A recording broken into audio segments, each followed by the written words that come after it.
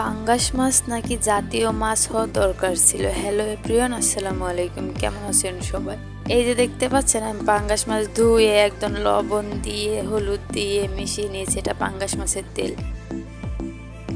আমি এক ফোঁটাও পাঙ্গাস মাছ পছন্দ করি না।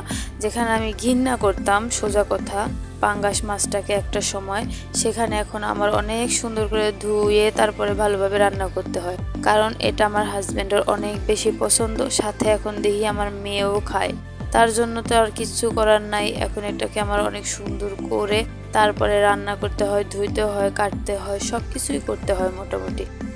আর একটা সময় ছিল যখন পাঙ্গাস মাছটা যেই পাত্রে রাখা হতো বা যেই পাত্রে কড়াইতে রান্না করা হতো, সেই পাত্রে অন্য তরকারি রান্না করা হলে সেই তরকারিটা আমি খেতাম না। কথায় আছে না, নিনলে ফিনতে হয়, সেটা কিন্তু আমার কপালে একদম লেগেই গেছে। কারণ আমি পাঙ্গাস মাছটাকে খুব নিন্দা করতাম, খুব। আর এখন সেটাকে আমার অক্ষরে অক্ষরে আপোষ করতে হয়, কারণ সেটা আমার মেয়ের পছন্দ, আমার হাজব্যান্ডের পছন্দ। কিচ্ছু করার নাই, কোনো উপায় নেই। তাই আমি পাঙ্গাস মাছটাকে খুব সুন্দর করে এখন রান্নাও করতে পারি, সবাইকে সার্ভ করতে পারি। আর আমি যেদিন পাঙ্গাস মাছ রান্না করি, সেদিন আমার জন্য অন্য কোনো মাছ বা কোনো তরকারি রান্না করে নেই, কিন্তু তাদেরকে কোনো রকম কষ্ট দিয়ে থাকি না।